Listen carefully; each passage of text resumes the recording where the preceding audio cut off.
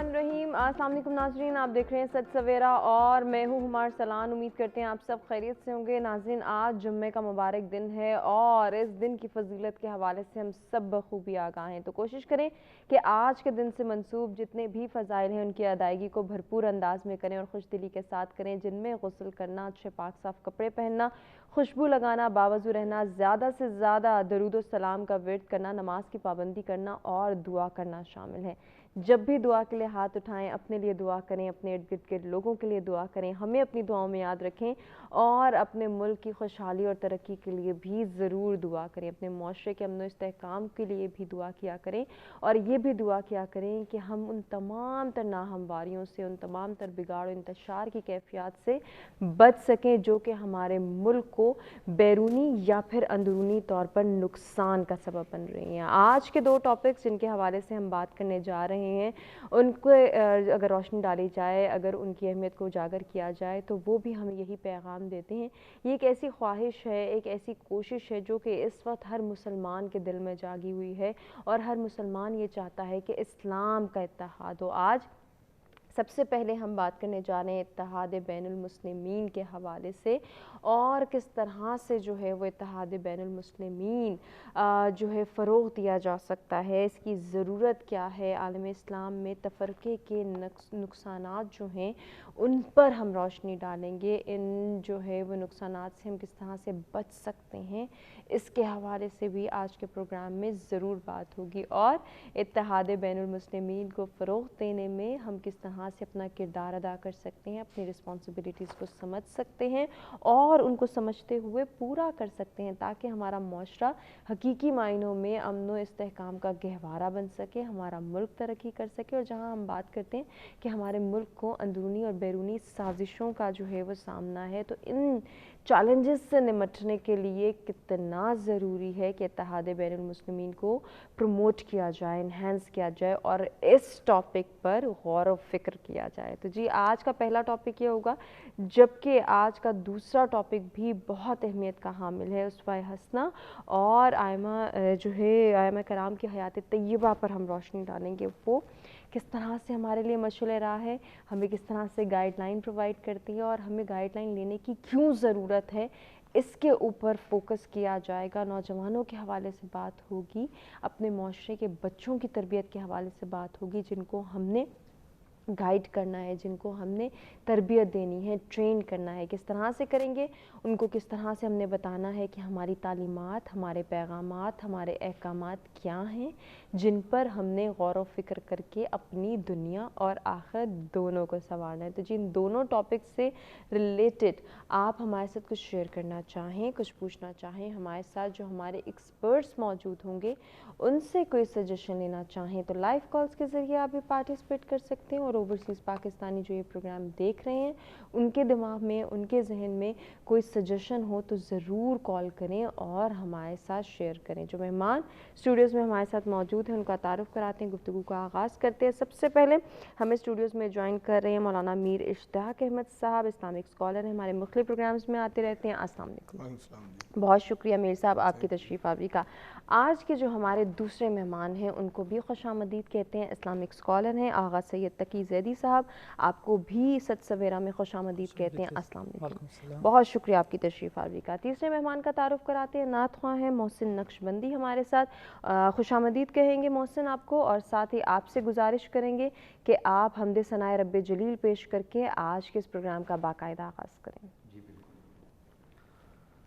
काबे की रौनक, काबे का मंज़र, काबे की रौनक, काबे का मंज़र, अल्लाहु अकबर, अल्लाहु अकबर, अल्लाहु अकबर, अल्लाहु अकबर। देखूं तो देखे जाऊं बराबर, देखूं तो देखे जाऊं बराबर, अल्लाहु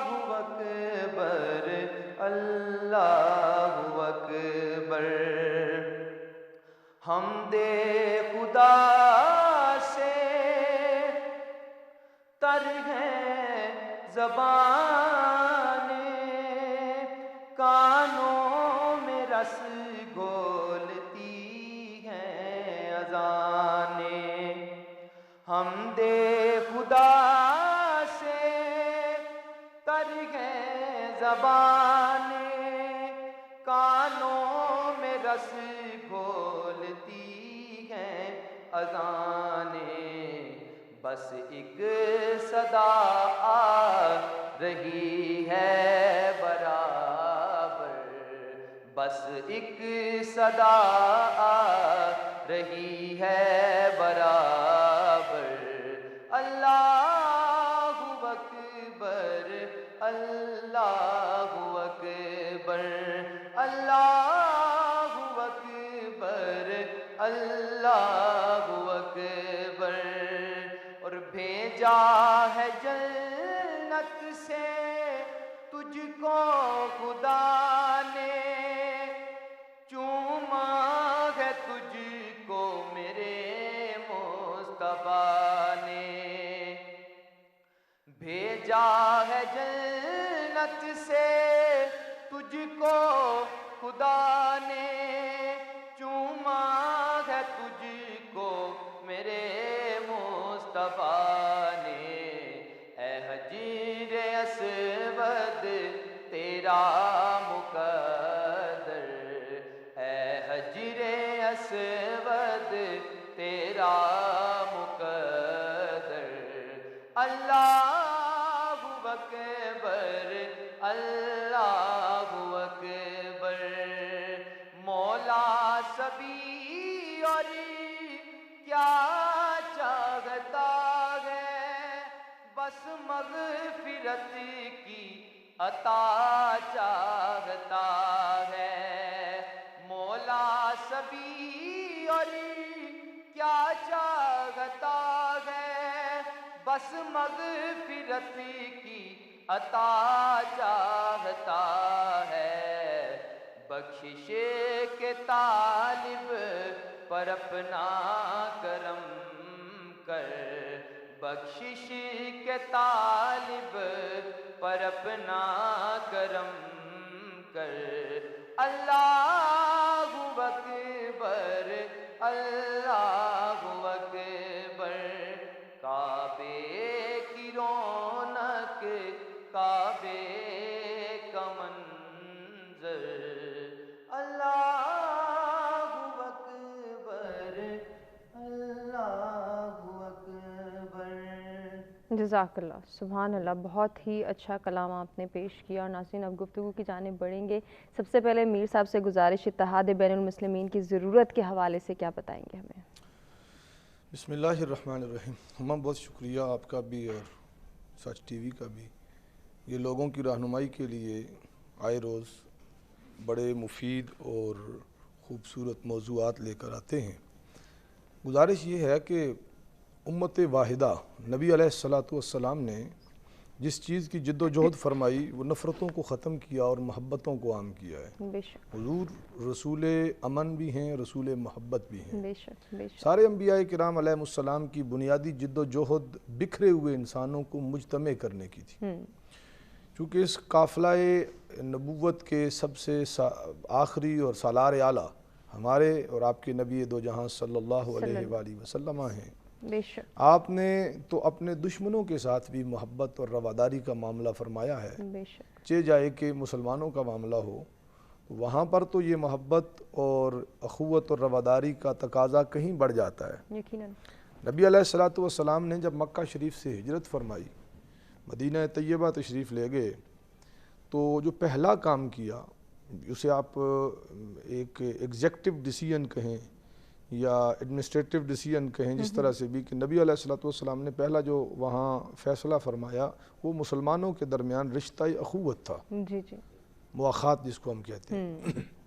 اس میں آپ نے ہیو اور ہیو ناٹ والوں کو اکٹھا کر دیا، جو مہاجر تھے ان کو اور انصار کو، تاکہ کسی قسم کا کوئی تعصب کسی قسم کا کوئی حسد یا کسی قسم کی کوئی دوری ان کے درمیان نہ رہ سکے. جو ادھر سے آ رہے تھے ان کا وطن ایک تھا, ان کی آپس میں یگانگت, یکسانیت, رشتہ داریاں اور تعلق تھے. جو یہاں مدینہ کے رہائشی تھے یہ لوگ ان کے لیے بہت سارے نئے تھے, بہت سارے آنے والے ان کے لیے نو وارد اور نئے تھے. تو لہٰذا اس فرق کو مٹانے کے لیے, حتیٰ کہ ظاہری طور پر دولت اور مال و اسباب کے فرق کو بھی مٹانے کے لیے حضور نے ایک دوسرے کو حصہ دار اور وارث بنا دیا. ایک دوسرے کو وارث بہی مانا کہ اس کے مال میں اس کا حصہ مقرر کر دیا. یعنی وراثت بعد از موت کی بات نہیں ہو رہی.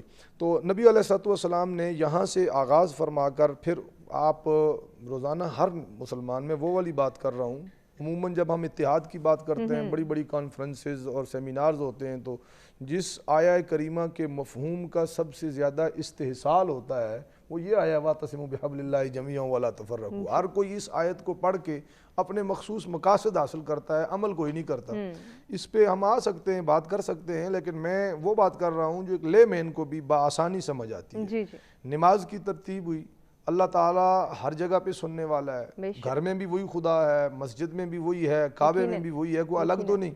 یہ ہے کہ گھر میں وہ دور ہوتا ہے تو مسجد میں جا کے قریب ہو جاتا ہے, ایسا بھی نہیں ہے. مسجد اللہ کا گھر ہے تو مسجد میں جائیں گے اللہ قریب, چلے مسجد میں جا کر بھی اپنی اپنی پڑھی جا سکتی تھی.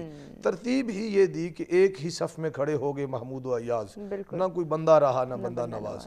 تو ترتیب ایسی دی اسلام نے کہ بھئی آپ ایک ہی صف میں کھڑے ہو جائیں, اس میں کوئی وہ گریڈنگ نہیں کی, کسی قسم کی الگ الگ کیٹیگریز نہیں بنائیں کہ جی عمراء یہاں کھڑے ہو جائیں, غرباء یہاں کھڑے ہو جائیں, شیوخ یہاں کھڑے ہو جائیں, عالم یہاں, جاہل یہاں. نہیں, جو جس وقت میں تشریف لایا ہے وہ اپنی پہنچ اور اپنی دسترس اور استعداد اور ایکسیس کے حساب سے کھڑا ہو جائے. کوئی اس کو یہ نہیں کہہ سکتا کہ تمہارا سوشل سٹیٹس یہ نہیں ہے, تم پہلی صف میں نہ کھڑے ہو. لہذا جس نے پہلے آنا ہے وہ پہلے آ کے کھڑا ہو جائے گا. تو رنگ و نسل کی یہاں ایک امتیاز کو ختم کر دیا. یعنی علمی اور غیر علمی خاندانی جو تفاوت ہوتا ہے, تفرقہ ہوتا ہے, اس کو ختم کر دیا. ہر طرح کے تفرقات کو, ہر طرح کے اختلافات کو, ہر طرح کے جھگڑوں کو مٹا کر ایک صف میں سب کو لا کر کھڑا کر دیا. اجتماعی پنجگانہ نماز ہمیں اس بات کی تعلیم دیتی ہے کہ اسلام ہمیں ایک دیکھنا چاہتا ہے اور ایک دوسرے کے ساتھ مربوط کرنا چاہتا ہے. اور اس کو آپ براڈر پرسپیکٹو میں دیکھیں گے تو نبی علیہ السلام نے ارشاد فرمایا امت میری جو ہے وہ جسد واحد کی طرح ہے, ایک جسم کی مانند ہے. جسم کے کسی عضو میں, کسی پارٹ آف باڈی میں, کہیں بھی جسم میں آپ کو کوئی تکلیف محسوس ہو تو پورا بدن بے قرار ہو جاتا ہے. یہ مثال مسلمانوں کی امت کی ہونی چاہیے کہ دنیا کے کسی خطے کا مسلمان بھی اگر مضطرب ہو تو اس کے درد کو دوسرے مسلمان محسوس کریں. اور باہمی پھر اس نماز سے نکل کے جمعہ سے نکل کے عیدین سے نکل کے حج کے اجتماع کی مثال آپ لے لیں تو امت کے دکھ درد ایک ہیں, امت کا ہدف ٹارگٹ ایک ہے, امت کا خدا, نبی, قرآن اور نظام ایک ہے. امت کیوں ایک نہیں ہے, اسی پہ ہم سوچ رہے ہیں اور ہم سب کو سوچنا چاہیے اور ایک ہونا چاہیے. سوچنا چاہیے اور اس کے حوالے سے ہمیں اقدامات اٹھانے چاہیے. آغا صاحب خوبصورتی سے آغاز کیا میر صاحب نے. آپ سے بھی میرا یہی سوال ہے کہ اتحاد بین المسلمین کی جب ہم بات کرتے ہیں تو ضرورت سے پہلے اس کی اہمیت پر غور کرنا بہت زیادہ جو ہے وہ ہمارے لیے امپورٹنس رکھتا ہے کہ ہم اس کی اہمیت کو اجاگر کر سکیں. اعوذ باللہ من الشیطان الرجیم, بسم اللہ الرحمن الرحیم. پہلے تو آپ کا شکریہ سچ ٹی وی کا. دوسری بات یہ کہ امیر صاحب نے بہت پیاری گفتگو سٹارٹنگ لے کر آئے کہ اتحاد شروع کہاں سے ہوا. یعنی ہم لوگ ابھی جو اگلا ٹاپک جو اسوہ رسول ہے, حسنہ ہے, اس میں بھی ہم اس چیز کو لائیں گے انشاءاللہ. لیکن یہ ایک بہت پیاری بات تھی کہ ہم اتحاد کو لا رہے ہیں پیغمبر کی ذات سے کہ پیغمبر نے اتحاد بین المسلمین کس طرح قائم کیا اور کر کے بتایا. اب جب ہم اس دور میں آئیں گے تو ہم رسول کی ذات کو دیکھیں گے. پہلا کچھ چیزیں امت مسلمہ میں مشترکات ہیں اور پیغمبر نے جو انصار اور مہاجرین کے درمیان جو اتحاد کروایا تھا وہ بھی کچھ مشترکات کے بیس کروایا تھا. ہر ایک دونوں کے درمیان میں جو مشترکات تھے ان کو ایک دوسرے کا بھائی بنایا. اب جب اس دور میں آپ دیکھتے ہیں تو تمام امت کے درمیان میں کچھ مشترکات ہیں. ہم اگر ان مشترکات کو لے کے بیٹھیں, ان مشترکات پہ اتحاد کر لیں تو ہم اس وقت اس اسلام کی بہترین امت بن سکتے ہیں. اگر اتحاد نہیں ہے, آپ اس وقت کے چیلنجز کو دیکھیں, جس پاکستان جس پوزیشن پہ اس وقت کھڑا ہوا ہے, جس چیلنجز کا پاکستان کو سامنا ہے, آپ اگر ورلڈ کے لحاظ سے پاکستان کو دیکھیں تو پاکستان گلوبل کے لحاظ سے اسلامی ممالک کا دل کہلاتا ہے. کیونکہ اس کو لاک گیٹ وے بھی کہتے ہیں. ہر ایک نے گزرنا یہاں سے ہے اب چائنا کو پاکستان کی ضرورت ہے, روس کو پاکستان کی ضرورت ہے, اگر ان کو ضرورت ہے تو اس کے جو بارڈر لگ رہے ہیں ہمارے ایران کے ساتھ, پھر آگے عراق کے ساتھ شام کے ساتھ لبنان, اس طرف دوسری طرف افغانستان کے پیچھے جتنے بھی اسلامی ممالک ہیں, ان سب کو اس پاکستان کی ضرورت ہے. اس وقت جو حالات پاکستان میں پیدا کیے گئے ہیں, یہ جو تفرقہ بازی ہے, فرقہ واریت کی فضا کو قائم کیا گیا ہے صرف اس لیے کہ پاکستان میں نہ امنی لائی جائے, شیعہ سنی, دیوبندی, بریلوی, وہابی, ان سب کو آپس میں الجھا دیا جائے. اگر یہ الجھیں گے پاکستان کا امن خراب ہوگا. اب پاکستان کا جب امن خراب ہوگا تو پاکستان ترقی کی طرف نہیں جا پائے گا. اور پیغمبر نے بتا دیا کہ بھئی ترقی کی راہ صرف ایک ہی ہے, وہ آپس میں اتحاد ہے, اور وہ پیغمبر نے کر کے بتایا آپ کو, اپنی ابتدائی زندگی میں کر کے بتا دیا. اب اگر ہم اس زندگی کو دیکھیں پیغمبر نے نہیں دیکھا کہ یہ میرا کم ماننے والا ہے, یہ زیادہ ماننے والا ہے. توجہ, جو امیر صاحب نے بات کی ہے بہت پیاری بات کی ہے. پیغمبر نے نہیں دیکھا یہ میرا زیادہ ماننے والا ہے, یہ کم ماننے والا ہے, یہ مجھ پہ کم ایمان رکھتا ہے, یہ زیادہ ایمان رکھتا ہے, لہٰذا ان دونوں کو جو ایمان زیادہ رکھتے ہیں انہیں آپس میں ملاؤ, جو کم ایمان رکھتے ہیں انہیں آپس میں ملاؤ. ایسا نہیں کیا پیغمبر نے. بالکل پیغمبر نے جیسا ایک دوسرے کے ساتھ تھے ان کو ویسا بنایا ہے. واہ, کیا ایمان کی بات ہی بیچ میں نہیں تھی. بہت خوب. ممکن ہے کہ دو بندے آپس میں ملے ہوں, ان کا ایک کا ایمان زیادہ ہو ایک کا کم ہو, لیکن اخوت اور بھائی چارے کی فضا پیغمبر نے قائم کر کے بتا دی کہ آنے والے نسلیں یاد رکھ لیں کہ جب آپ کو مشکل پیش ہے اس اخوت کو دیکھ لو, اس عمل پیغمبر کو دیکھ لو, آپ تمام مشکلات سے باہر آ جائیں گے. بہت خوب. آغا صاحب کنٹینیو کرتے ہیں, ہمارے ساتھ ہمارے ریگولر کالر امتیاز کراچی سے موجود ہیں, دیکھتے ہیں کیا شیئر کرنا چاہیں گے. السلام علیکم امتیاز. ہیلو جی السلام علیکم امتیاز, آپ مجھے سن پا رہے ہیں؟ جی وعلیکم السلام میم. سب سے پہلے تو میری آواز جہاں تک جاتی ہے سب سے ریکویسٹ ہے کہ درود و سلام کا کثرت سے ورد کریں.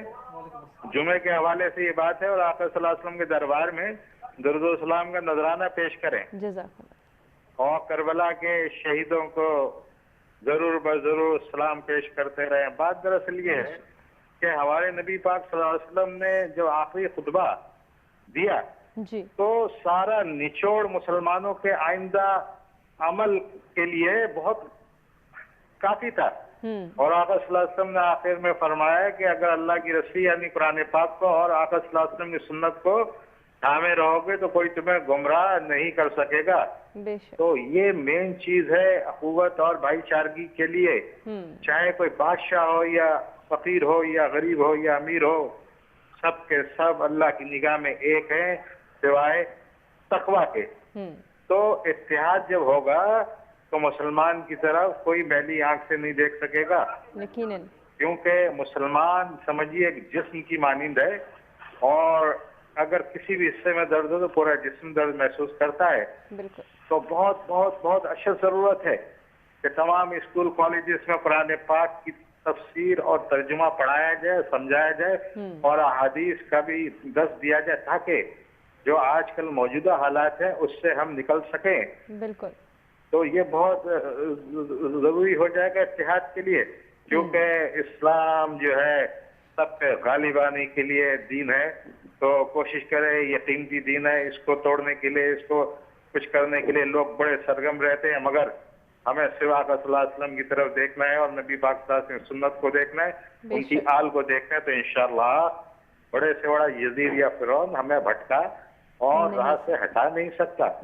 تو پھر وہی کہوں گا درود السلام کا بھی جاری رکھیں, شہدائے کربلا کو سلام پیش کریں. السلام علیکم. بہت شکریہ امتیاز صاحب, آپ نے اتنی پازیٹیوٹی کے ساتھ پارٹیسپیٹ کیا, اور آج کے ٹاپک کے حوالے سے ہم بات کریں اتحاد بین المسلمین کی ضرورت اور اہمیت پر روشنی ڈال رہے ہیں. آپ نے بھی بہت خوبصورتی کے ساتھ اس میں اپنا پوائنٹ آف ویو شیئر کیا. ہمارے دونوں مہمان بھی ہمارے ساتھ موجود ہیں جن سے ہم مزید بھی اسی ٹاپک سے ریلیونٹ گفتگو کریں گے اور جانیں گے کہ اسلام میں تفرقے کی گنجائش کیوں نہیں ہے, کیوں منع فرمایا گیا ہے, اور اس سے کیا کیا نقصانات سامنے آتے ہیں. بالخصوص بات ہوگی پاکستان کے اندرونی حالات کی, اندرونی اور بیرونی سازشوں کا سامنا ہے پاکستان کو, ان سے نمٹنے کے لیے کیوں ضروری ہے کہ ہم اتحاد بین المسلمین کو فروغ دیں. اس پر روشنی ڈالیں گے لیکن اس بریک کے بعد.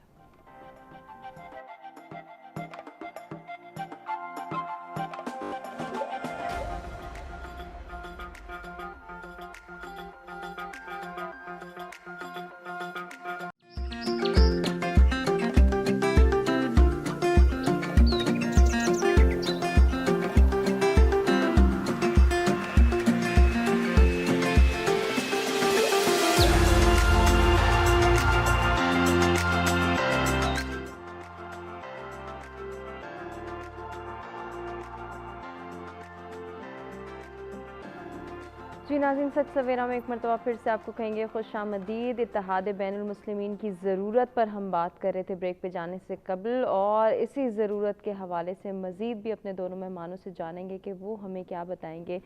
मीर साहब, जैसे कि हम पाकिस्तान के हालात के हवाले से बात करें, आगा साहब ने बड़ी खूबसूरती के साथ रोशनी डाली कि जब पाकिस्तान के अंदरूनी हालात ही अगर खुदा न खास्ता ख़राब हैं तो कभी भी पाकिस्तान बैरूनी साजिशों का मुकाबला नहीं कर सकता। ये जो साजिशी क़ुव्वतें हैं जो कि अंदरूनी साख्त ख़राब करने की कोशिशें कर रही हैं, अंदरूनी हालात ख़राब करने की कोशिश करें, इनसे निबरत आज़मा कैसे हुआ जा सकता है? देखिए उमा, आप इस बात का पहले तज्ज़िया करें कि ये इख्तलाफ या इफ्तराक शुरू कैसे होता है।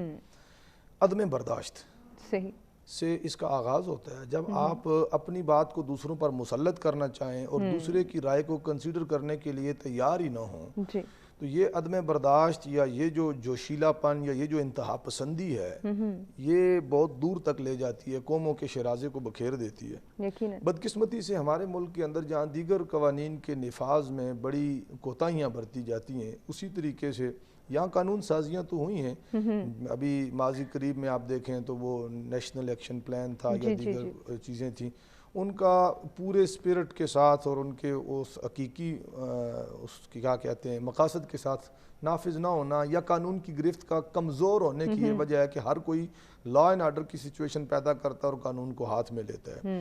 लिमिट्स मुकर्रर कर दी जाएं और शरीयत ने की हैं कि आप अपनी बात किसी पे जियो और जीने दो, कि अगर हम उसके ऊपर उसूल पे आ जाएं। अब यहाँ जो आगा साहब ने बात की है, सूरत आलिया कि जब आप दूसरे के एतकाद को, उसकी अकीदत को, उसकी मुसल्लमात को टारगेट करेंगे तो डेफिनेटली उसका एक रिएक्शन सामने आएगा, और एक्शन रिएक्शन के चक्कर में होगा क्या कि मुआशरे का अमन तबाह होगा। मसलन अभी कुछ दिनों पहले पैदर पे ऐसे वाक़यात हुए जिनकी डिटेल में तो हम नहीं जाएंगे, लेकिन इशारतन जैसे इन्होंने बात की है, उसके पीछे जो मकासद नज़र आते हैं वो बैरूनी कुव्वतों के नज़र आते हैं कि वो पाकिस्तान को इंस्टेबल करना चाहते हैं, पाकिस्तान की जो तरक्की की राह की तरफ एक गामजन है या सी पैक का मंसूबा या दीगर चीज़ें हैं, उन सारों से तवज्जो हटा के पाकिस्तान को एक बदअमन रियासत या इस तरह की सिचुएशन और दाखिली इंतशार का शिकार करना चाहते हैं। उसमें मतलब सैयदना सिद्दीक़ अकबर रज़ी अल्लाह ताला अन्हु के ईमान को चैलेंज कर देने की पहले अगर ज़रूरत पेश नहीं आई तो अब क्या ज़रूरत पेश आई है। दूसरी तरफ एक नाम नेहाद मौलवी साहब को मिंबर के ऊपर बैठकर यजीद की वकालत करने की क्या ज़रूरत पेश आ गई। ये दोनों इंतहा पसंदियाँ हैं। कोई सहाबे पैगम्बर अलैहिम रिदवान को तानो तशनी का निशाना बनाए या आले बैत अतहार के ऊपर तो डायरेक्टली बात करने की जरूरत न करे, लेकिन उनके दुश्मनों को उठाकर आले बैत पैगम्बर से मोहब्बत करने वाले लोगों के दिलों को जो है ना वो नुकसान पहुँचाए और उन्हें रंजीदा करे, फिर इसका क्या होगा कि जब आप मेरी अकीदत को टारगेट करेंगे तो डेफिनेटली मैं भी उसी महाज पे जाके आपको जवाब दूंगा। इब्तदा भी बड़ी गलत हुई, उससे पहले सैयदा कायनात सैयदा तैयबा ताहिरा सलामुल्लाह अलैहा के हवाले से कुछ बेहतियातियाँ और जसारतें हुई। तो ये तसलसल है, ये हमारे नादान लोग पता नहीं किन के हाथों में खेल रहे हैं।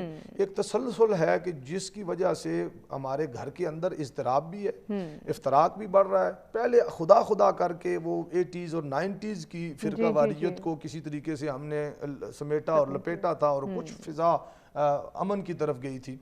अब एक मरतबा फिर से एक ऐसा बाजार गर्म किया जा रहा है कि जिसमें मैं तो ये समझता हूँ कि किस बात का ईमान है हमारा, कौन सा इस्लाम है हमारा। अगर हम नबी अलैहिस्सलाम से प्यार करते हैं तो हमारी वहदत का अभी आपके कॉलर ने बात की थी कि अल्लाह की रस्सी, तो अल्लाह की रस्सी के मुफस्सरीन ने कई मानी बयान किए हैं। किसी ने कुरान मुकद्दस को करार दिया, किसी ने दीन इस्लाम को करार दिया, और अक्सर मुफस्सरीन ने हुजूर की ज़ात को अल्लाह की रस्सी करार दिया।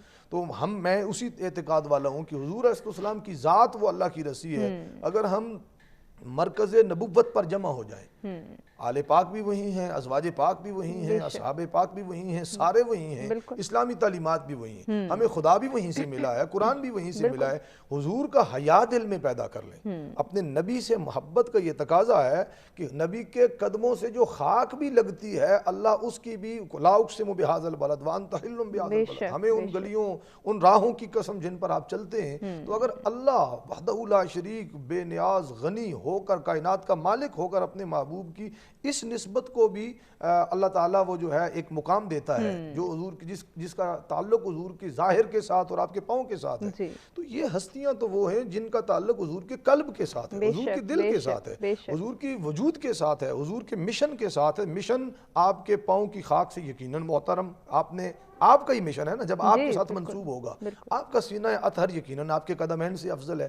تو میں پھر دیکھیں گے کہ جو قدموں کے نیچے والی خاک محترم ہے, تو جو قدموں میں بیٹھے ہیں, صبح و شام ساتھ چلتے ہیں, ہاتھوں پہ تیر کھاتے ہیں اور سرکار کو بچاتے ہیں, وہ بھی محترم ہیں اصحاب پیغمبر. پھر یقیناً زیادہ محترم وہ ہستیاں ہیں جو آپ کے کندھوں, نبوت والے کندھوں پہ اور آپ کے سینہ اطہر پہ حسنین کریمین کھیل رہے ہیں, سیدہ طیبہ جن کو آپ نے بدعۃ منی فرمایا ہے. تو ان سارے لوگوں کا احترام آپ حضور کی وجہ سے کریں. حضور نے اس کے اوپر اجر بھی بتایا ہے کہ جو ان سے میری وجہ سے پیار کرتا ہے اللہ ان سے پیار کرے گا. تو اگر آپ حضور کی ذات کو اپنا مرکز اتحاد بنا لیں, یکجہتی لانی ہے آپ نے معاشرے میں, تو حضور کی ذات پر قرآن مقدس میں تو اہل کتاب کے لیے فرمایا نا, قُلْ يَا أَهْلَ الْكِتَابِ تَعَالَوْا إِلَىٰ كَلِمَةٍ سَوَاءٍ بَيْنَنَا وَبَيْنَكُمْ, آؤ اے اہل کتاب وہ شرک سے بیزاری اور توحید کے عقیدے پر, یا جن چیزوں میں ہم مشترک ہیں ان پہ ہم اکٹھے ہو جاتے ہیں.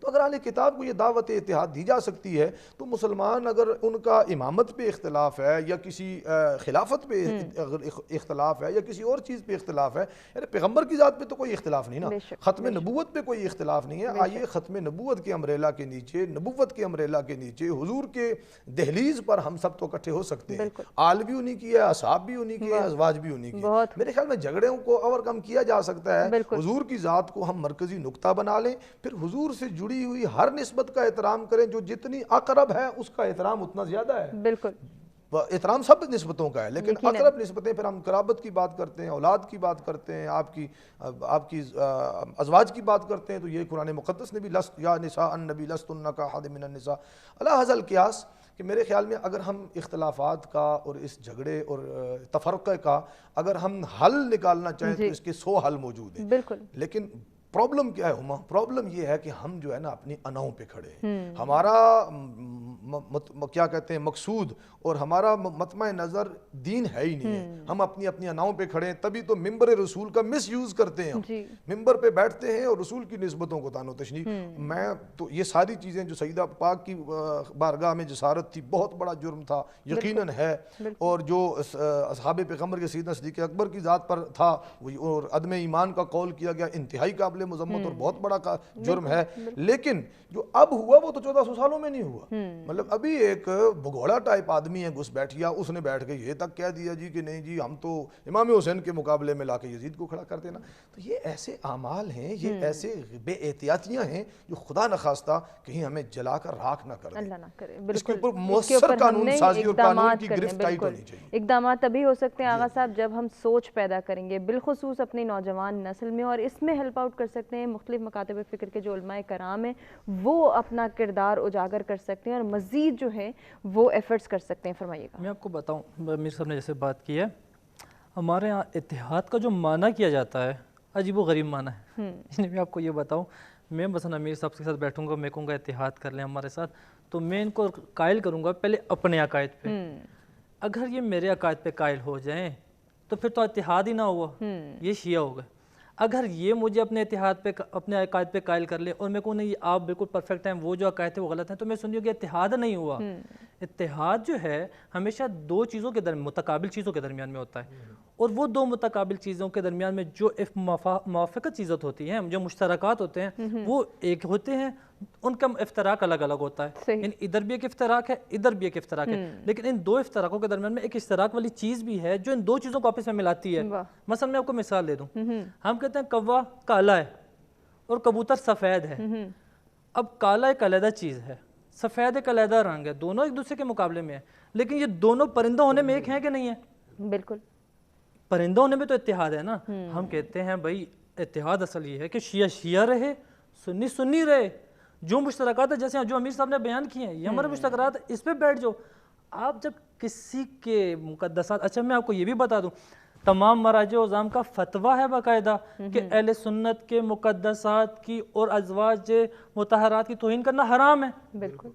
جب ایک مراجع, اچھا جب مراجع کہہ رہے ہیں جن کی آپ پیروی کرتے ہیں, تقلید کرتے ہیں, جب وہ کہہ رہے ہیں کہ حرام ہے تو بھئی حرام ہے, نہ کریں, کوئی گنجائش. اچھا یہ جو نچلا طبقہ ہوتا ہے نا معذرت کے ساتھ جو ہم دونوں اطراف کا جو نچلا طبقہ ہوتا ہے جس کے پاس نہ علم ہوتا ہے نہ عالم کی طرف رجوع کرنے کا کچھ ان کے ذہن میں فکر ہوتی ہے کہ یار کسی عالم کی طرف رجوع کر لیں, یہ لوگ حالات خراب کرتے ہیں. جب ادھر حالات خراب ہونا شروع ہو جائیں تو پورے پاکستان میں حالات خراب ہونا شروع ہوتے ہیں.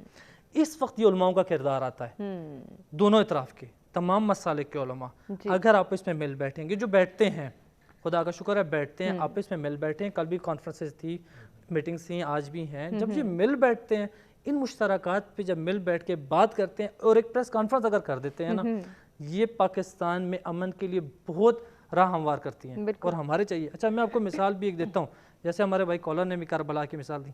دیکھیں کربلا ہم لوگ لیتے ہیں 2 محرم سے لے کے 10 محرم تک اور اس کے بعد ہم کربلا کو بند کرتے ہیں. کربلا ایسی نہیں تھی. دیکھیں پیغمبر کی جو زندگی تھی وہ پریکٹیکل بھی تھی اور تھیوری بھی تھی, کیونکہ صاحب شریعت تھے, شریعت لے کر آ رہے تھے, تھیوری بھی دے رہے تھے, پریکٹیکل بھی کر رہے تھے. پیغمبر کے بعد کی زندگی یعنی پیغمبر کے اس دنیا سے رحلت کرنے کے بعد کی جتنی بھی زندگی ہے, چاہے خلفائے راشدہ ہیں یا ائمہ اطہار ہیں, اصحاب کرام ہیں, تابعین ہیں, یہ تمام پریکٹیکل لائف ہے. بالکل اب پریکٹیکل لائف میں آیا ہے. آپ کربلا کو دیکھیں اس پریکٹیکل اسلام کے کہ جو پیغمبر نے بیان کیے تھے, کربلا میں کہاں کہاں پریکٹیکل ہوا. 28 رجب کو امام حسین کہتے ہیں اب کربلا یہ مدینہ رہنے کے قابل نہیں رہا, مکہ گئے, مکہ میں حج کو توڑا, کا حج مکہ رہنے کے قابل نہیں رہا, یہاں میرا خون بہے گا اور میں نہیں چاہتا کہ خدا کے گھر کی توہین ہو میرے خون سے, کیونکہ وہاں کچھ آج کل کی زبان میں جیسے کیا کہتے ہیں انہیں تکفیری آ گئے تلواریں لے کر. امام نے یہ جگہ بھی چھوڑی. 2 محرم کربلا پہنچے. اچھا کربلا میں پہنچنے کے بعد اولاد رسول ہے نا, کچھ باہر کی کچھ نہیں تھا, بالکل اور نواسے رسول ہیں, خاندان رسول ہے. کربلا میں آنے کے بعد اس حالات میں آنے کی وجہ کیا تھی؟ اصحاب موجود نہیں تھے اس وقت, رسول کے زندہ تھے, جنہوں نے حسین کو رسول کے کندھوں پہ دیکھا وہ زندہ تھے, بالکل جنہوں نے رسول کے پیچھے نماز پڑھی وہ زندہ تھے, جنہوں نے حسین کو یہ کہتے سنا کہ اللہ صلی اللہ علیہ وسلم سیدہ شباب اہل جنہ وہ زندہ تھے, جنہوں نے رسول کو حسین کا بوسہ لیتے ہوئے دیکھا وہ زندہ تھے. مسئلہ کدھر آیا تھا؟ عوام نے جب اصحاب کی طرف اور اہل بیت کی طرف رجوع کرنا چھوڑ دیا, ملنا چھوڑ دیا, ان سے دوریاں اختیار کی, یزید اور یزیدیت کی راستے پہ آ گئے. میں نہیں کہتا یزیدیت کے راستے پہ, یعنی مراد یہ ہے کہ یعنی چھوڑ دی, بالکل اسلام سے پیچھے ہو گئے. نام لیوا مسلمان جیسے آج کل ہمارے ہاں نام لیوا کھلاتے ہیں, اسی طرح کے نام لیوا مسلمان بنے. جب اس طرح کا اتحاد اور اتفاق جب آپس میں اسلام میں ختم ہو جائے تو رسول کی اولاد کربلا کے میدان میں شہید ہی ہوگی. آج کے دور میں بھی اگر اس وقت جو حالات اس وقت آج ہمارے ہاں موجود ہیں, اگر ہم لوگ اس وقت بھی جمع نہیں ہوتے تو یہ تکفیری ٹولہ ہم پہ حتماً قابض آ جائے گا. جب اولاد رسول پہ یزیدی آ سکتے ہیں, یزیدی فکر آ سکتی ہے, تو آج بھی یزیدی فکر موجود ہے. اگر حسینی فکریں موجود ہیں, امیر صاحب جیسے لوگ موجود ہیں جو کہتے ہیں اتحاد ہے, ایسے لوگ موجود ہیں, تو تکفیریت ہم سب پہ غالب آ سکتی ہے. ہمیں اس وقت اتحاد اسی چیز میں کہ مشترکات کو لے کے بیٹھیں, دوسرے کی تکفیر نہ کریں, ایسی بات نہ کریں جسے دوسرا آؤٹ کے آپ کو گالی دے. اور عجیب ہے کہ آپ اگر دوسرے کے روایات میں ہمارے پاس ہے کہ پیغمبر نے منع کیا کہ بھئی آپ دوسروں کے جھوٹے خداؤں کو برا نہ کہیں, وہ اٹھ کے آپ کے سچے خداؤں کو برا کہیں گے, چاہے کہ اصحاب رسول. اگر آپ اس کی تعظیم نہیں کرنا چاہتے نہ کرو, ٹھیک ہے نہیں کرو, لیکن آپ کسی کو اس طرح بیان تو نہ کرو کہ اس کی توہین ہو. بالکل آقا صاحب, بہت خوبصورت بات آپ نے فرمائی. اسی کو ہم جاری رکھیں گے. ہمیں ایک بریک کی جانب بڑھنا ہے, لیکن بریک پہ جانے سے قبل ہم محسن سے گزارش کریں گے کہ وہ بارگاہ رسالت مآب صلی اللہ علیہ وآلہ وسلم میں ہدیہ انعام پیش کریں. سارے نبیوں کے عہدے بڑے ہیں, میرے آقا کا منصب جدا ہے. سارے نبیوں کے عہدے بڑے ہیں, میرے آقا کا منصب جدا ہے. وہ امام صف انبیاء ہیں, ان کا رتبہ بڑوں سے بڑا ہے. اور کوئی لفظوں میں کیسے بتا دے ان کے رتبے کی حد کوئی لفظوں میں کیسے بتا دے، ان کے رتبے کی حد ہے تو کیا ہے، ہم نے اپنے بڑوں سے سنا ہے، صرف اللہ ان سے بڑا ہے، ہم نے اپنے بڑوں سے سنا ہے، صرف اللہ ان سے بڑا ہے، اور نام جنت کا تم نے سنا ہے، میں نے اسی کا نظارہ کیا ہے، نام جنت کا تم نے سنا ہے، میں نے اسی کا نظارہ کیا ہے، میں یہاں سے تمہیں کیا بتا دوں، میں یہاں سے تمہیں کیا بتا دوں، ان کی نگری کی گلیوں میں کیا ہے، میں یہاں سے تمہیں کیا بتا دوں، ان کی نگری کی گلیوں میں کیا ہے، اور مستقل ان کی چوکھٹ عطا ہو، میرے مالک یہ التجا ہے، کوئی پوچھے تو یہ کہہ سکوں میں۔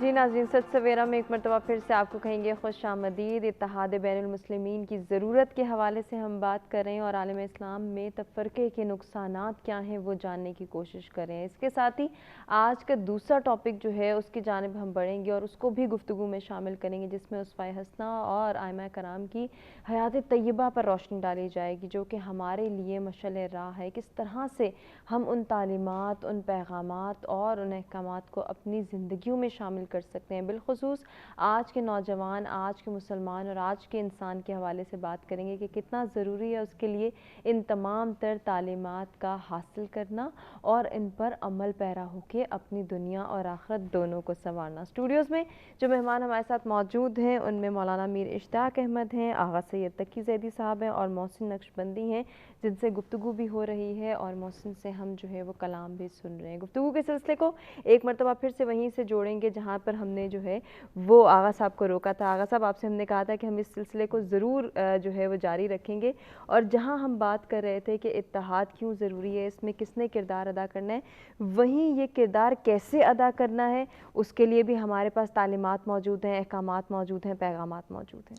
جی بالکل، اب یہ دیکھیں ہمارے پاس، میں نے آپ کو بتایا نا کہ پیغمبر کے دو چیزیں ہیں، ایک قول، جی قول میں آپ کرتے ہیں اطاعت، فعل میں کرتے ہیں اتباع۔ صحیح۔ جب یہ دونوں قول اور فعل میں جب آپ اتباع اور اطاعت کرتے ہیں تو آپ ایک نتیجہ، آپ کا ایک عمل بنتا ہے، وہ عمل آپ کو آگے لے کے جاتا ہے اور ترقی کی راہ پہ گامزن کر دیتا ہے۔ یقیناً جب آپ عمل پیغمبر کے اتحاد والے پہلو کو لیں، عملی اتحاد اور اتحاد قولی جو پیغمبر نے کہا اتحاد مسلمانوں کے درمیان میں ہونا چاہیے، جب آپ ان دونوں کو لے کے چلیں گے تب آپ ایک امت بن جائیں گے۔ بالکل، جیسا قرآن میں کہا نا، لو شاء اللہ لجعل امۃ واحدہ ولکن یدخل من یشاء فی رحمتہ، اللہ چاہتا تو سب کو ایک امت بنا دیتا۔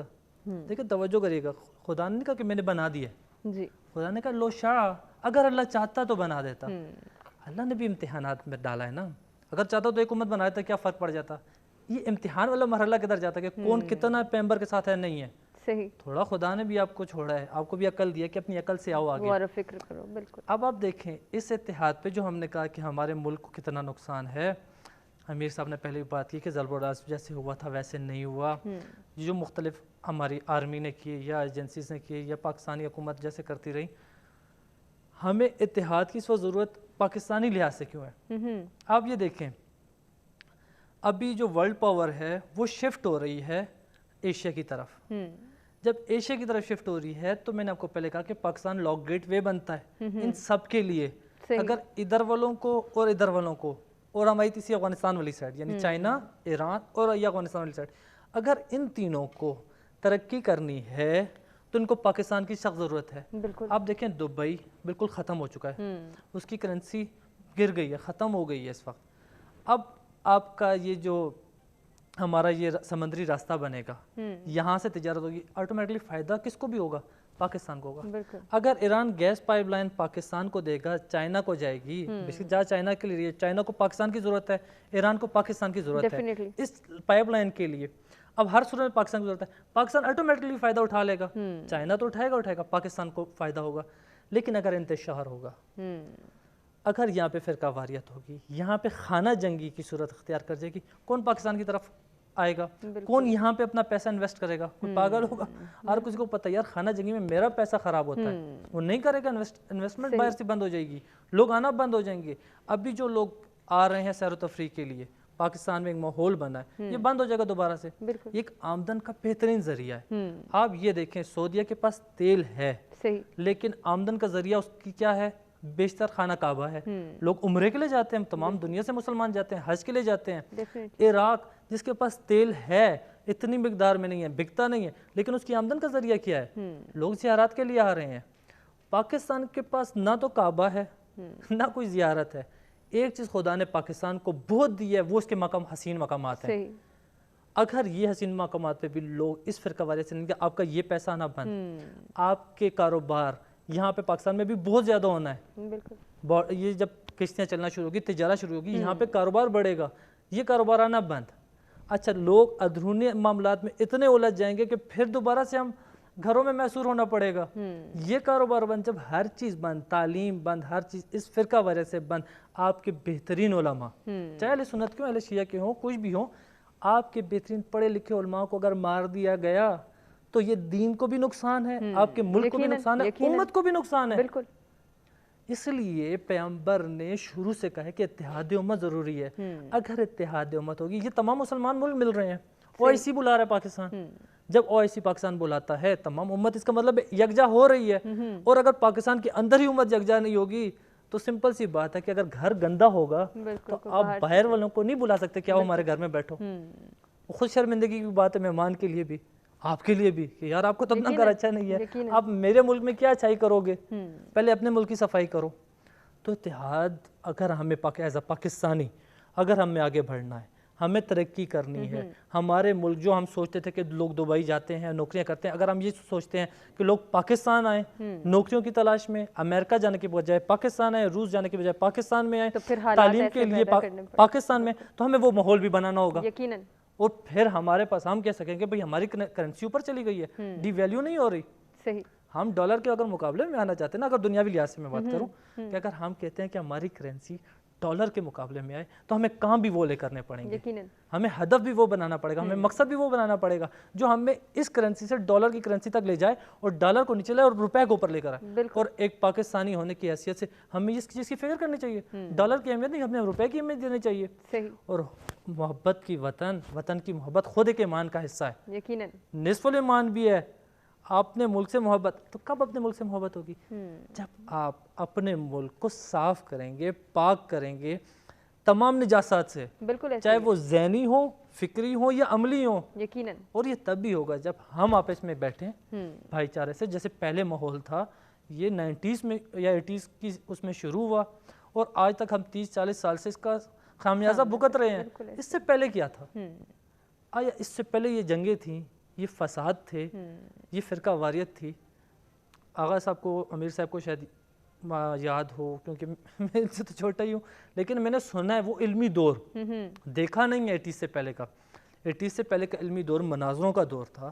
لوگ خوشی خوشی مناظرے کرتے تھے. مناظرہ اس لیے نہیں کیا جاتا تھا کہ دوسرے کو نیچا دکھایا جائے. یہ آج پاکستان میں جو سوشل میڈیا پہ ایک دوسرے کو مناظروں کے چیلنج, دوسروں کے سامنے بکواس, یہ کم علمی کی علامت ہے. وہ کہتے ہیں برتن جتنا خالی ہوتا ہے نا اتنا اس میں زور سے بچتا ہے. یہ خالی برتن ہے. آپ علمی دور کے مناظرات دیکھیں 80 سے پہلے کے, لوگ سفر کرتے تھے, گاؤں میں جاتے تھے, باقاعدہ مناظروں کے ماحول ہوتا تھا, وہاں پہ مناظرہ ہوتا تھا. یہ نہیں ہوتا تھا کہ تم ہار گئے تو میں سنی ہو جاؤ, میں ہار گیا تو تم شیعہ ہو جاؤ. ایسا نہیں تھا بھائی. علمی مناظرہ ہو گیا, بالکل ٹھیک ہے. اگر ادھر جو فریق بھی جواب نہیں ہوا, اس نے کہا اچھا یار ٹھیک ہے کوئی بات نہیں, میں اس کو دیکھوں گا, کوئی مسئلہ نہیں, ٹھیک ہے جی آپ دیکھ لیں, آئیں اگلا موضوع شروع کر لیتے ہیں. صحیح. اس موضوع پہ دوسرے فریق نے کہا یار مجھے اس پہ جواب نہیں ہے, اس نے کہا اوکے کوئی مسئلہ نہیں ہے, میں دیکھوں گا, بات ختم. کسی کو تکفیر نہیں کہا کہ تم ہار گئے مناظرہ, تم تکفیری ہو گئے, کافر ہو گئے ہو. ایسا نہیں تھا. ایک علمی ماحول تھا پاکستان کے اندر. پاکستان کا علمی ماحول سے علم بڑھا, مدارس بنے, کتاب خانے بنے. آج اگر یہ مدارس نیچے جا رہے ہیں, کتاب خانے پاکستان میں نہ ہونے کے برابر ہیں, اس کی وجہ یہی ہے کہ ہم آپس میں بالکل بھی ایک نہیں, ایک دوسرے کو تکفیر کرنا شروع کر دیتے ہیں. آیا مجھے نہیں پتا, میرے یہاں نظروں سے تو نہیں گزرا کہ آیا کافر ہونا صرف اسی چیز پہ ہو جاتا ہے کہ آپ مناظرہ ہار گئے. یار اب نبی نہیں ہے کوئی بھی, چاہے اہل سنت ہو, شیعہ ہو, بریلوی ہو, وہابی ہو, دیوبندی ہو, نبی تو نہیں ہے نا. علم کل کا مالک نہیں ہے, کتابوں سے حاصل کیا ہے. وہ نبی کی ذات تھی جس کو خدا نے علم دیا ہے. وہ اوت العلم کے مالک ہیں. وقال الذین اوتوا العلم والایمان, ان کے پاس علم آیا ہے. ہم طلب العلم والے ہیں, علم حاصل کرنے والے ہیں. ہم علم کے پیچھے جاتے ہیں, علم ان کے پیچھے جاتا ہے. وہ کل علم کے مالک ہیں, ہم طلب العلم ہیں, حصول العلم ہیں, ہم علم طلب کرتے ہیں. لہٰذا ہمیں پاس علم کامل نہیں ہو سکتا. ممکن ہے آج ایک مسئلے میں شکست کھا جاؤں, کل ممکن ہے میں اس پہ اور مطالعہ کروں, میں سامنے والے کو قائل کر دوں نہیں بھائی یہ مسئلہ ہے, وہ شکست کھا جائے. انٹرسٹ ہوگا تبھی, اگر یہ شوق ہوگا, یہ ہمارے اندر یہ ارج ہوگی کہ ہم کچھ سیکھنا چاہتے ہیں, ہم پرفیکٹ نہیں ہیں, ہمیں پرفیکٹ بننے کی کوشش کرنی ہے, تب جا کے یہ. آپ پیغمبر کی حدیث دیکھیں, پیغمبر نے نہیں کہا کہ آپ عالم بن جائیں, اس نے کہا اطلب العلم. طلبہ کا معنی ہوتا ہے حاصل کرنا, اور طلب ہوتی ہے معنی کہ آپ کو مجھے پیاس لگتی ہے نا, تو مجھے پیاس کی طلب ہوتی ہے, میں پیاس کے پیچھے جاتا ہوں, پانی حاصل کر لوں تو میری قسمت, لیکن مجھے طلب تو ہے نا. پیغمبر نے کہا ہے اطلب العلم. جتنی بھی روایت ہمارے پاس ہیں اطلبو ہے, طلبہ کے مادہ سے ہے, یعنی علم کی طلب کرو. نہیں کہا کہ جا کے تم عالم بن جاؤ, نہیں کہا کہ تم نبی بن جاؤ, امام بن جاؤ. یار طلب کرو, اپنے اندر شوق, وہ جو پیاس کی اندر آپ کے اندر ایک شدت ہوتی ہے نا, علم کی شدت پیدا کرو. بیسیکلی جب علم کی شدت ہو جائے گی نا ہمارے اندر, تو ہمیں کوئی تکفیر نہیں لگے گا. یقیناً اگر وہ ہم سے زیادہ عالم ہوگا تو ہم اس سے علم لے رہے ہوں گے. بالکل. آغا صاحب کی بات مجھے بہت اچھی لگی کہ علم کی ہم نے پیاس جگانی ہے, یہ شوق, یہ ذوق پیدا کرنا ہے. میر صاحب یہ شوق کیسے پیدا کر سکتے ہیں, اور اگر شوق پیدا ہوگا تو یقیناً ہم پلٹیں گے اپنی تعلیمات کی جانب جن سے آج ہم دوری اختیار کر چکے ہیں. یہ علم کے اصول کا شوق اور طلب یہ ہماری ضرورت ہے. آپ نے شروع میں ایک بات کی تھی کہ ضرورت تو پھر بعد میں ہے, لیکن پہلے اس کا ادراک تو ہو, اہمیت تو پتہ ہو نا کہ یہ چیز اہم ہے. بات یہ ہے کہ آپ نبی علیہ الصلوۃ والسلام, چونکہ اسوہ حسنہ اس سیگمنٹ میں یا اس حصے میں ہمارا موضوع ہے, اس کی روشنی میں ہم اس کو دیکھتے ہیں, تو حضور علیہ الصلوۃ والسلام نے اس کے اوپر بہت محنت فرمائی ہے, جد و جہد فرمائی ہے لوگوں کو اکٹھا کرنے کے لیے. قرآن مقدس ہمیں نبی علیہ الصلوۃ والسلام کے ذریعے سے ملا ہے. بے شک قرآن میں اللہ تعالیٰ ارشاد فرماتا ہے وَلَا تَكُونُوا كَالَّذِينَ تَفَرَّقُوا وَاخْتَلَفُوا مِن بَعْدِ مَا جَاءَهُمُ الْبَيِّنَاتُ, کہ ان لوگوں کی طرح نہ ہو جانا جن کے پاس روشن نشانیاں آ گئیں, ہدایات آ گئیں, ان کو بتا دیا گیا کہ تفرقے میں نہیں پڑھنا, وہ پھر بھی تفرقے میں پڑ گئے, وہ پھر بھی اختلافات میں اور گروہوں میں بٹ گئے. اور اللہ تعالیٰ نے فرمایا کہ اولئک لہم عذاب عظیم, بے شک ان کے لیے تو میرے پاس سخت عذاب ہے, بڑا عذاب ہے. اسی طریقے سے آپ دیگر مقامات پہ دیکھتے ہیں قرآن وَلَا تَنَازَعُوا فَتَفْشَلُوا وَتَذْهَبَ رِيحُكُمْ, یہ بھی احساس دلاتا ہے قرآن کے اتحاد کی اہمیت کو پہچانو. اگر تم فرقوں میں, گروہوں میں بٹ گئے تو تمہارا وقار جاتا رہے گا, تمہارا عزت و وقار باقی نہیں رہے گا, اور تمہاری جو مطلب ہے پاؤں کے نیچے سے زمین کے اکھڑ جانا یا تمہارے منصب اور مقام کا تم سے چھن جانا, یہ اس کا الٹیمیٹ رزلٹ ہوگا. بالکل.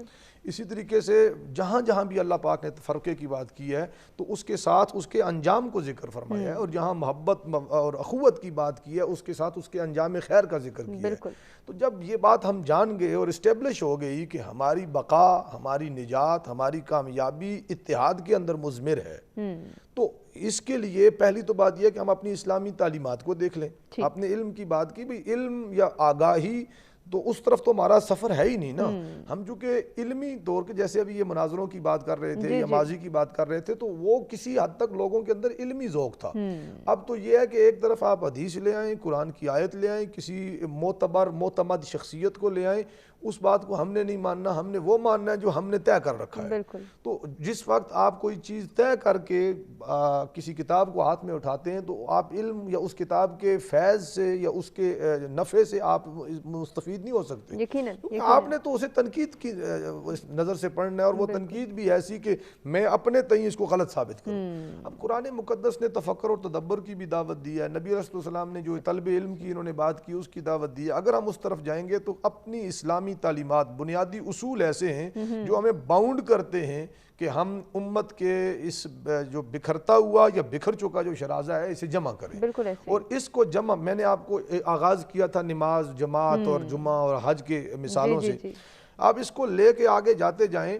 دیکھیے اس کو ضرور ہم آپ سے جانیں گے میر صاحب، مجھے ایک مختصر سے وقفے کی جانب بڑھنا۔ ناظرین وقفے سے واپس آتے ہیں، میر صاحب سے گفتگو کا آغاز کرتے ہیں۔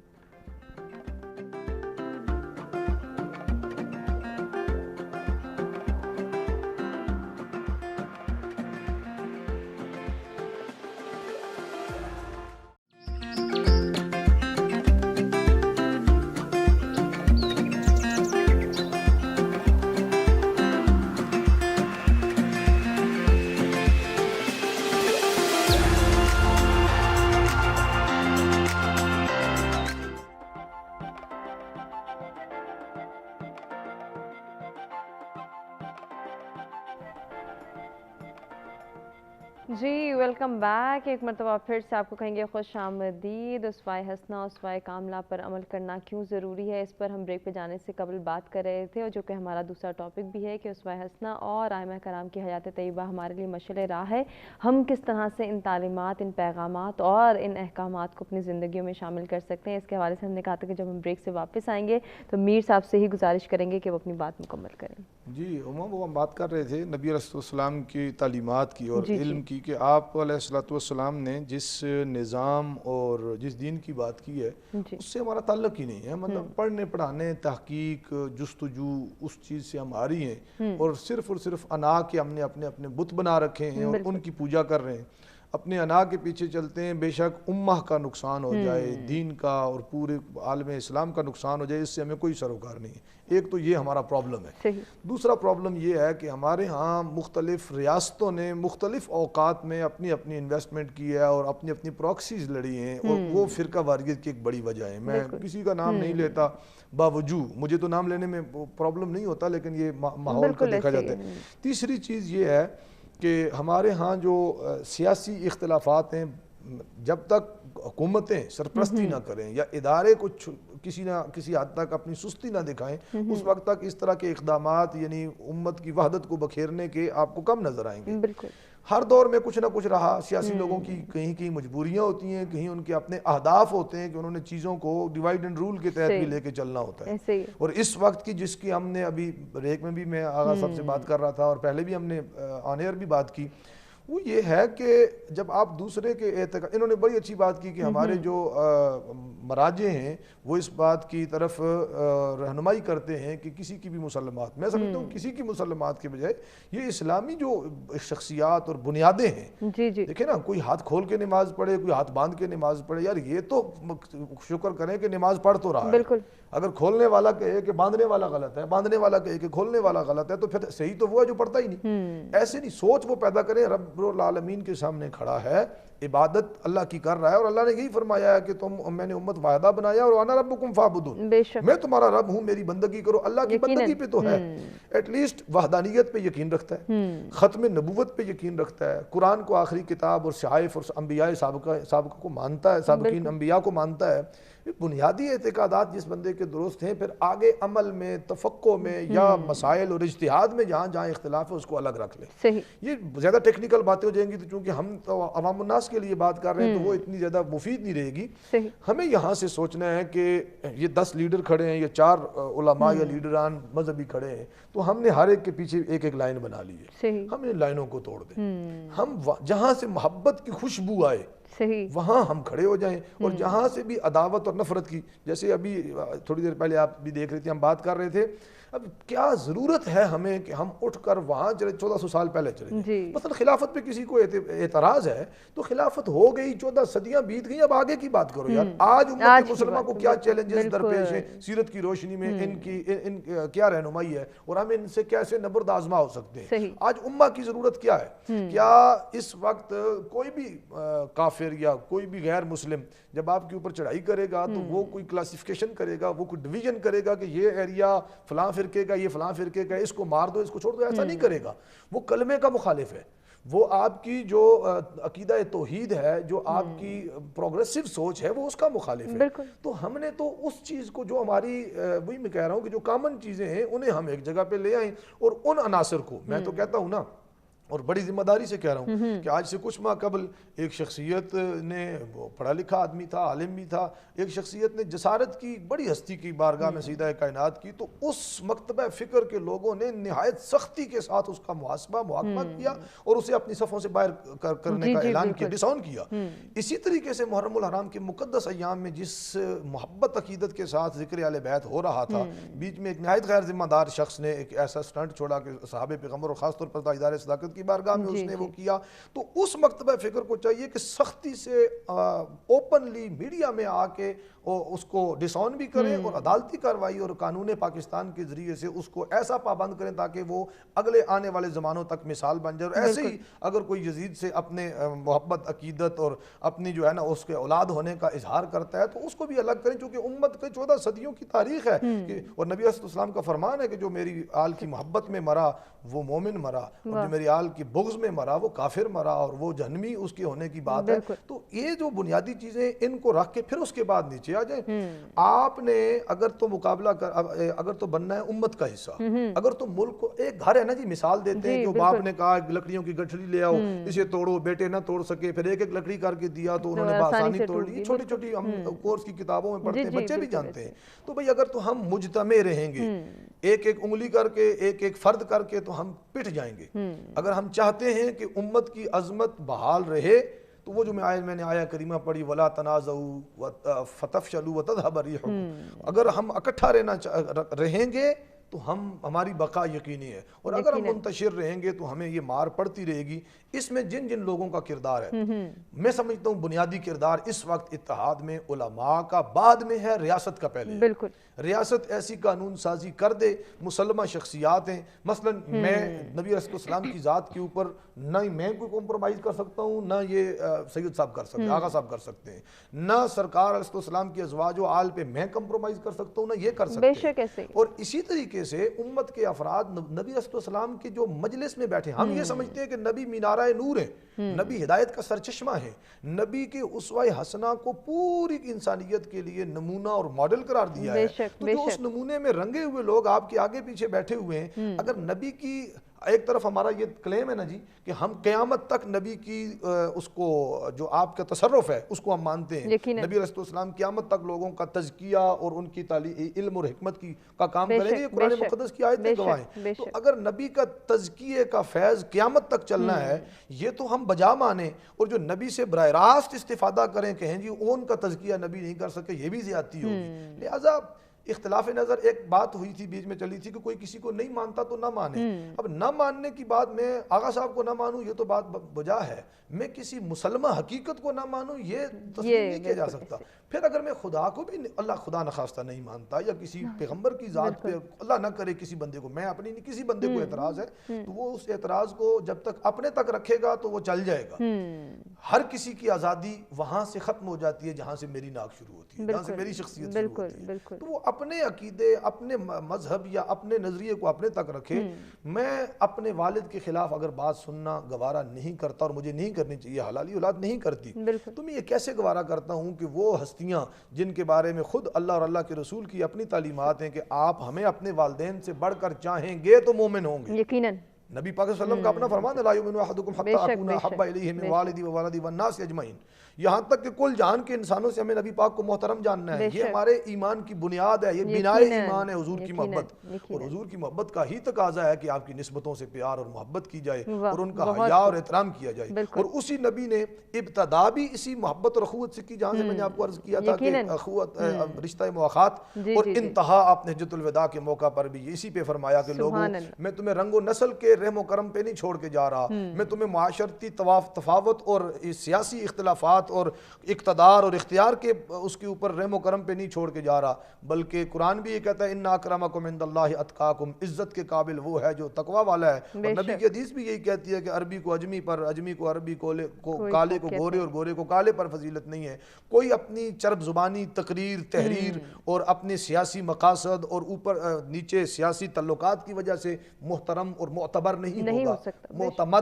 معتبر وہی ہوگا جو اللہ سے ڈرتا ہے, اور اللہ سے ڈرنے والا جو ہے وہ عیال اللہ, مخلوق کا حیا کرنے والا ہے, ان کی فلاح بہبود ترقی ڈیولپمنٹ کا سوچتا ہے, کبھی بھی ان کی راہوں کو مسدود نہیں کرتا. اور ایک بات اس ضمن میں اور یہاں رکھ لیں, قرآن میں آیا والفتنۃ اشد من القتل یا اکبر من القتل, فتنہ اکبر ہے, بڑا ہے قتل, والفتنۃ اکبر من القتل.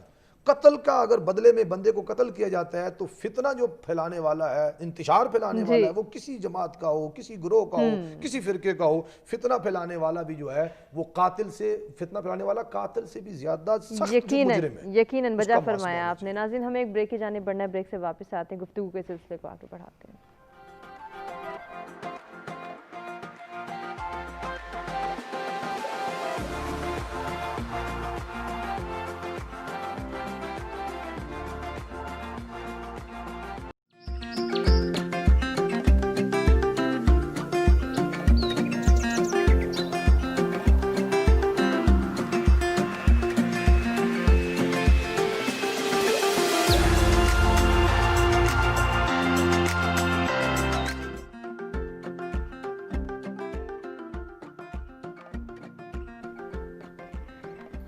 جی ناظرین ایک مرتبہ پھر سے سچ سویرا میں آپ کو کہیں گے خوش آمدید. اتحاد بین المسلمین کی ضرورت اور عالم اسلام میں تفرقے کے نقصانات کے حوالے سے ہم نے بات کی, اور ساتھ ہی ساتھ اپنے دوسرے ٹاپک کے حوالے سے بھی بات کی, اسوہ حسنہ, اسوہ کاملہ اور ائمہ کرام کی حیات طیبہ ہمارے لیے مشعل راہ ہیں. اس پر بھی ہم گفتگو کرتے بریک پہ جانے سے قبل. آغا صاحب, اب اس گفتگو کو سمیٹنے کی جانب ہم جب بڑھتے ہیں تو میری آپ سے گزارش ہے اور ایک ہی سوال ہے کہ کس طرح سے ہم جو ہے اپنی زندگیوں کو بہتر بنا سکتے ہیں, ہمیں کرنا کیا ہے بحیثیت نوجوان, آج کا مسلمان, آج کا انسان کس طرح سے اپنی زندگی کو بہتر بنا سکتا ہے؟ سمپل سارا, خدا نے قرآن میں ایک کلیہ بتا دی ہے, فارمولا, کہ لقد کان لکم فی رسول اللہ اسوۃ حسنہ. بے شک بے شک. اب تھوڑا سا آیت کو توجہ کریں, ہم لوگ ترجمہ کر دیتے ہیں کہ نبی کی ذات اسوہ حسنہ ہے, تھوڑا سا عربی ہے, ادب ہے اس میں. اب اس پہ دیکھیں, لقد جو ہے یہ آتا ہے تحقیق کے لیے, ہرگز ہرگز ہرگز ہرگز, یعنی ہر صورت میں, ہر جگہ پہ. کانا یہاں پہ دوام کے معنی میں, یعنی کنٹینیو ہے, بے تحقیق اور کنٹینیو ہے. لکم کس کے لیے؟ تمہارے لیے, چاہے زن ہے مرد ہے, دونوں کے لیے. کیا چیز دونوں کے لیے ہے اور کنٹینیوز بھی ہے. خدا کہتا ہے فی رسول اللہ, یہاں خدا کہہ سکتا تھا الرسول اللہ, یا خدا کہہ سکتا فی محمد, یا کہہ سکتا فی احمد. نہیں کہا, پیغمبر کے اس کے عہدے سے کہا ہے کہ فی رسول اللہ, یعنی رسالت جو ہے نبی کی, اس میں تمہارے لیے کیا ہے؟ اسوہ حسنہ, آئیڈیل. یعنی یہ فی جو اب ظرف کا معنی دے گا, یعنی پیغمبر کی پوری زندگی کے گرد ایک دائرہ کھینچا اس آیت نے, کہ اس رسالت کی زندگی, بلکہ محمد نہیں کہوں گا بلکہ رسالت کہوں گا, کہ خدا نے جو نبی بھیجا, رسول بنا کے بھیجا, اس رسول کی رسالت کی جو زندگی ہے اس کے گرد خدا نے دائرہ کھینچ دیا ہے, کہ یہ جو دائرہ ہے کنٹینیوز ہے تمہاری قیامت تک کے لیے.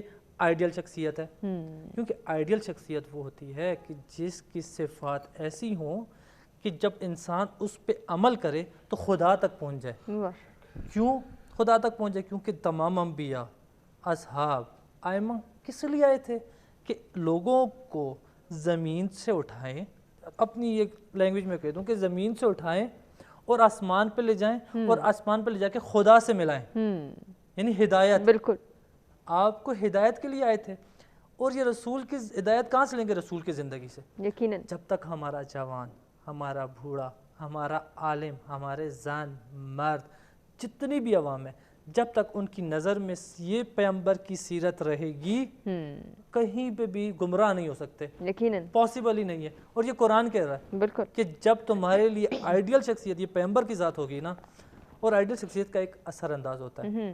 آپ جب کسی فلم اسٹار کو آئیڈیل بنا لینا تو آپ اس جیسا عمل کرنا شروع کرتے ہیں. لباس اس جیسا، بال اس جیسے، فیشن اس جیسا، چلنا اس جیسا، بیٹھنا اس جیسا، کھانا اس جیسا. جی جی بالکل. لیکن جب آپ کی رسول کی ذات آئیڈیل ہو جائے گی تب آپ کا عمل رسول جیسا ہوگا، بے شک آپ کا بیٹھنا رسول جیسا ہوگا، سبحان آپ اللہ. کی بات کرنا رسول جیسی ہو جائے گی، آپ کا کردار رسول جیسا، آپ کا لوگوں سے ملاب رسول جیسا.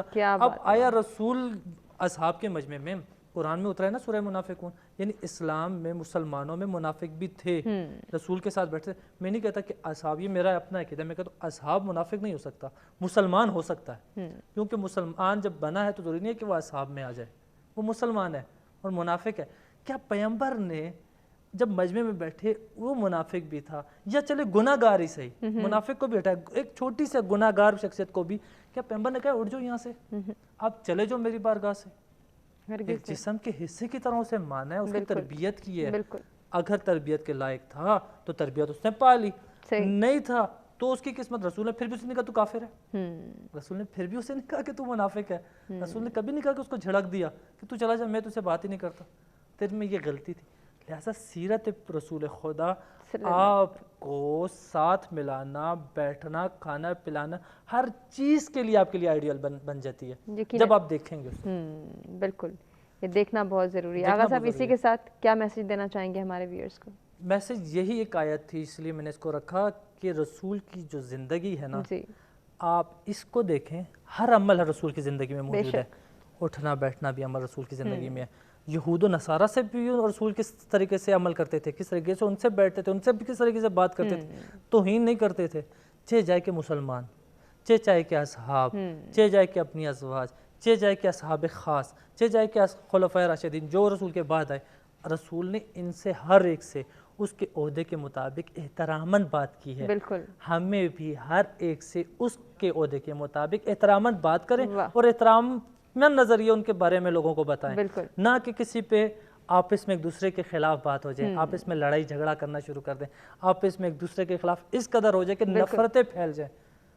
ایک ہی چیز ہے، اگر کامیاب ہونا ہے، اگر پاکستان بچانا ہے، اگر اپنی زندگی کو کامیاب کرنا ہے، اگر ہدایت کے راستے پہ چلنا ہے اور خدا تک پہنچنا ہے، آپ کے پاس ایک ہی چیز ہے، وہ ہے رسول کی ذات. اور قرآن میں کہہ دیا فی رسول اللہ اسوۃ الحسنہ، رسول کی ذات میں اسوہ حسنہ ہے، آئیڈیل رسول کی ذات میں اور کہیں بھی نہیں. آپ کو یقیناً تبھی ہم وہ تمام تر کوالٹیز اپنا سکتے ہیں، تمام وہ ٹریٹس اپنا سکتے ہیں جن کی اس وقت ضرورت ہے. میر صاحب آپ بھی پیغامی صورت میں جو ہے اس پر روشنی ڈال دیجئے کہ ہمیں کرنا کیا ہے، کیا سجیشنز ہیں آپ کی نظر میں؟ جس طریقے سے جہاں سے آغا صاحب نے بات چھوڑی، اصحاب کی انہوں نے بات کی کہ میں نہیں سمجھتا کہ وہ نفاق پہ تھے، اور کچھ لوگ ایسے بھی تھے معاشرے کے اندر جو ادھر جا کے ملتے تھے، مسلمانوں کے پاس آتے تھے تو کہتے تھے ہم تمہارے ساتھ ہیں، ادھر جا کے وَإِذَا خَلَوْا إِلَىٰ شَيَاطِینِهِمْ ادھر جا کے کہتے تھے ہم تمہارے ساتھ ہیں. ان لوگوں کو رسول معظم علیہ الصلوۃ والسلام نے بھی اور اللہ تعالیٰ نے بھی ان کو آشکار بھی کیا، لوگوں کے سامنے کھولا بھی. کہیں تو رسول معظم کو منع فرما دیا کہ ان کے جنازوں میں نہیں جانا، اور کہیں رسول معظم نے کسی موقع پہ نام لے کے انہیں مسجدوں سے نکالا بھی. انہوں نے رسول معظم کی بات کی. یقیناً آپ کا اسوہ کامل ہمارے لیے نمونہ اور ماڈل ہے، اور ہمارے لیے حتمی رہنمائی آپ کی ذات پاک میں ہے.